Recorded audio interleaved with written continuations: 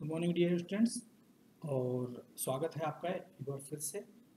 हम हिंदी साहित्य के इतिहास में आदिकालीन साहित्य के बारे में चर्चा कर रहे थे और आज हम आदिकालीन साहित्य का एक महत्वपूर्ण जो चरण है, एक महत्वपूर्ण जो पड़ाव है, महत्वपूर्ण जो एस्पेक्ट है, उसके बारे में बात करेंगे। इस महत्वपूर्ण अध्याय को हमने जैन साहित्य के नाम से संबोधित किया है, अर्थात हम आदिकालीन साहित्य में जैन साहित्य की जो विपुल ख्याति हमें प्राप्त होती है उसके बारे में आज चर्चा करेंगे।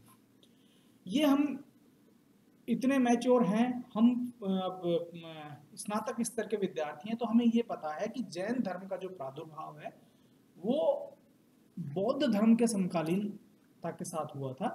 और जहाँ जैन धर्म के जो प्रतिष्ठापक के नाम से जिनको जाना जाता है, जैन धर्म को एक धर्म के रूप में प्रतिस्थापित करने का जिनका नाम लिया जाता है वो महावीर स्वामी है।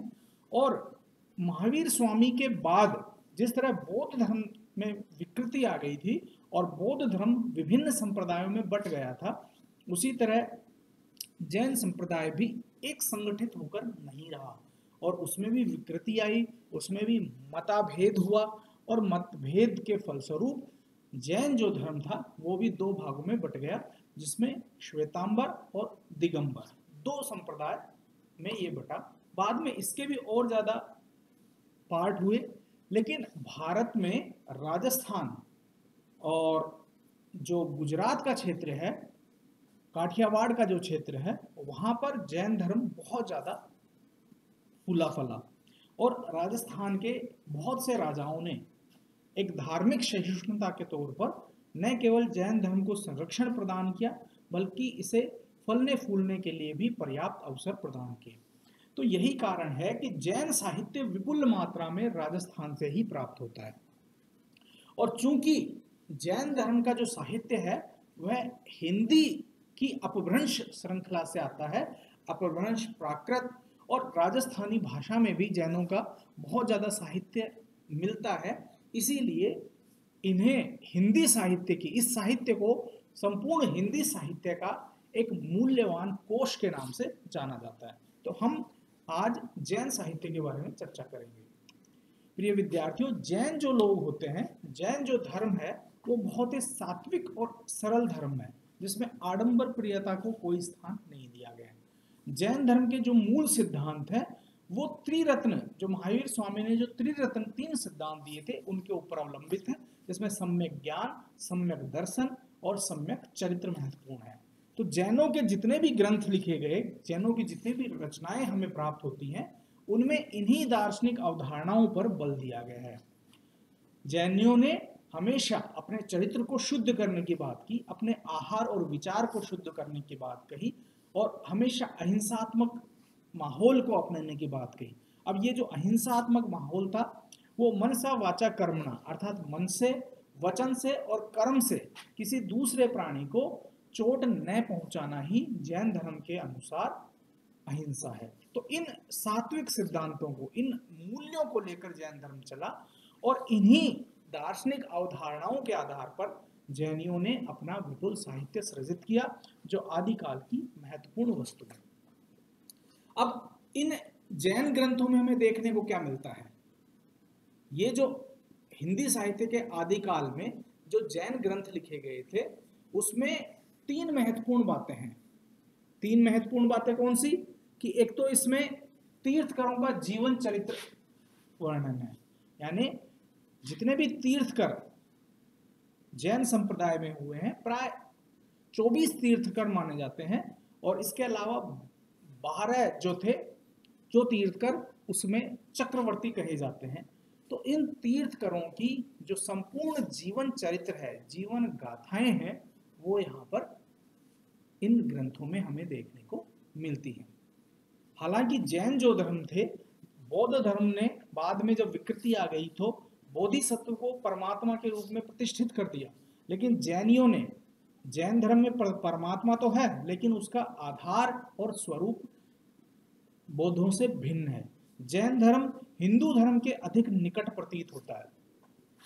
तो जैनों के जो ग्रंथ मिलते हैं, जैनों की जो रचनाएं मिलती हैं, उसमें सबसे महत्वपूर्ण है तीर्थकरों का जीवन चरित्र।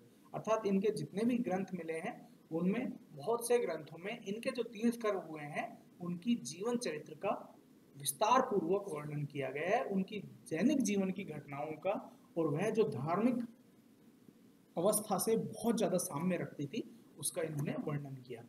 इसके अलावा चूंकि हम ये बात कह चुके, ये बात हम कर चुके, समझ चुके कि हिंदू धर्म के ज़्यादा नज़दीक है जैन धर्म, तो इन्होंने हिंदू कथाओं का भी आधार लेना शुरू किया और इन्होंने हिंदुओं की जो महत्वपूर्ण जो धार्मिक ग्रंथ हैं, जिसमें रामायण और महाभारत, ये जो दो ग्रंथ हैं, इनकी कथाओं को भी इन्होंने अपने अंदर समेटा है, अपने जैन धर्म के कलेवर में ढाला है, लेकिन उसके रूप अलग हैं।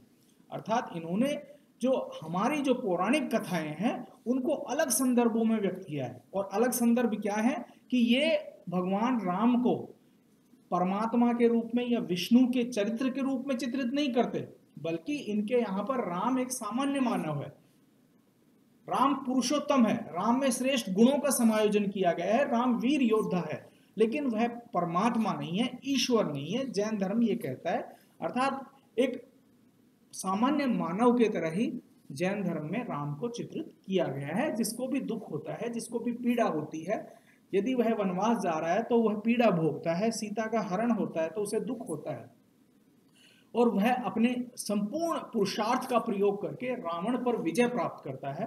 तो यहाँ पर इन संदर्भों को जैन धर्म में व्यक्त किया गया है, और यही हाल उन लोगों ने महाभारत के ऊपर भी ये देखने को मिलता है। अर्थात उनके यहाँ हिंदुओं की जो पौराणिक कथाएं हैं, राम और रामायण और महाभारत से जुड़ी हुई, उनको विभिन्न संदर्भों में व्यक्त किया गया है।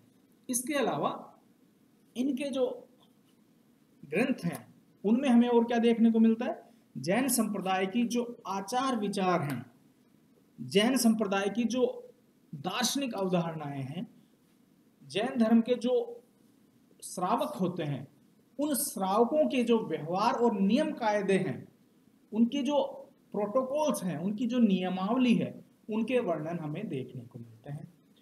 यह जो जैन साहित्य है वह विभिन्न रूपों में, रासु, फाग, इस तरह के ग्रंथों में, और चरित्र, इन सब ग्रंथों के रूप में मिलता है। अगर संक्षेप में हम बात करें जैन साहित्य की प्रमुख विशेषताओं की या उनके प्रमुख तत्वों की, तो हमें ये देखने को मिलता है कि जैन धर्म के जो ग्रंथ हैं रचे गए वो काव्यात्मक ज़्यादा हैं, अर्थात पद्य में जैनों की जो अभिव्यक्ति हुई है वो पद्यात्मक रूप में ज़्यादा हुई है। जितने भी ग्रंथ मिलते हैं उनमें गद्य देखने को मिलता है, ऐसा नहीं कि भाई उसमें बिल्कुल भी गद्य नहीं है, गद्य मिलता है, लेकिन कि वो बहुत न्यून है। अधिकांशतः जैन ग्रंथ कविता के रूप में, पद्य के रूप में, काव्य के रूप में रचे गए हैं। इसके अलावा अगली विशेषता कि ये जो ग्रंथ हैं ये व्याकरण सम्मत हैं, उनमें एक किस्म की परिनिष्ठता है, परिमार्जित स्वरूप भाषा का मिलता है जो व्याकरण से सम्मत रखता है। इसलिए ये जो ग्रंथ हैं ये कहे जा सकते हैं कि इनका जो लेखन कार्य हुआ है वो बहुत ज़्यादा बौद्धिक क्षमता से परिपूर्ण इनके कवियों के द्वारा किया गया है।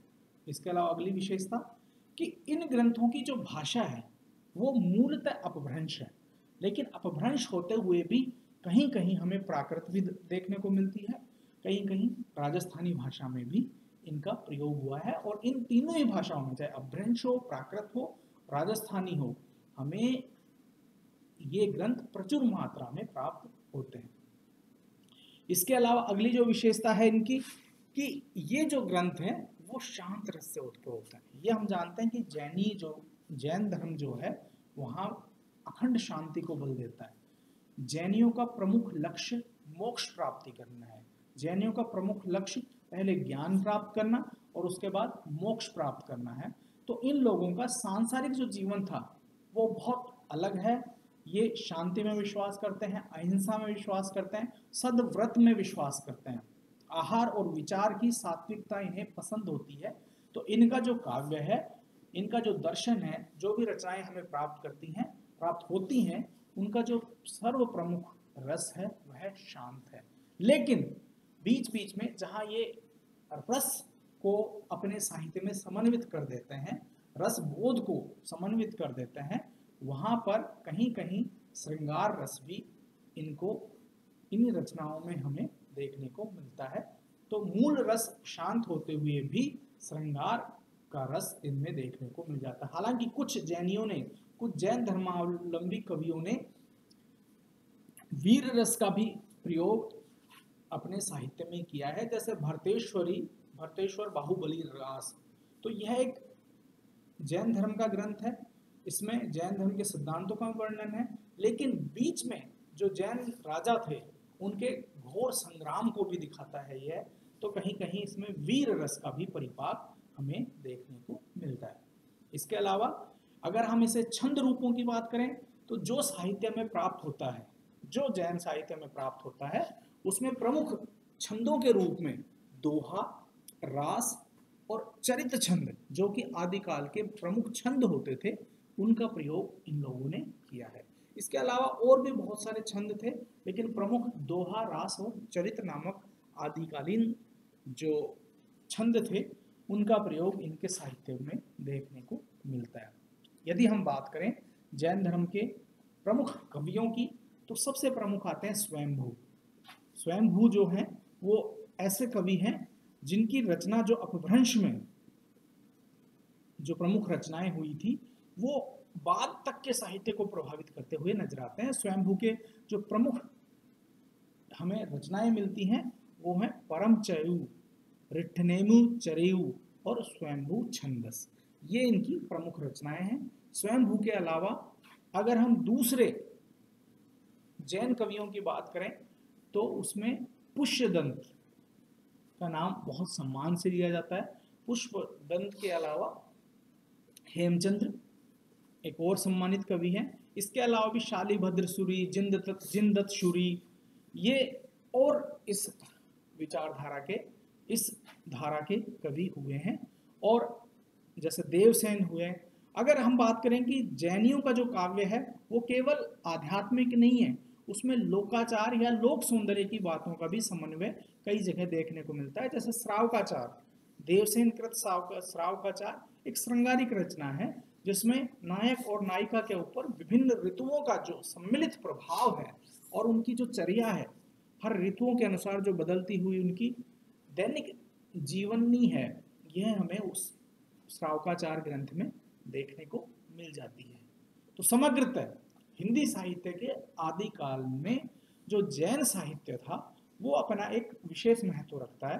कारण क्योंकि उसने एक तरफ तो भाषा को पल्लवित किया, अपभ्रंश भाषा धीरे धीरे हिंदी की लोक भाषाओं से मिश्रित हुई जान पड़ी, और इसके अलावा यह जो ग्रंथ था अपना आध्यात्मिक महत्व भी रखता है, क्योंकि इसमें जो जीवन मूल्यों की चर्चा की गई है, जो सत्य, अहिंसा और उदात्त चरित्र, वो जो सब्लाइमिटी जो चरित्र है, उदात्त चरित्रों की जो वर्णन किया गया है, वो कहीं ना कहीं भारतीयता के एक वसुधैव कुटुंबकम जो हमारा जो सिद्धांत है उसको अंगीकार करते हुए, उसको पुष्ट करते हुए प्रतीत होता है। धन्यवाद।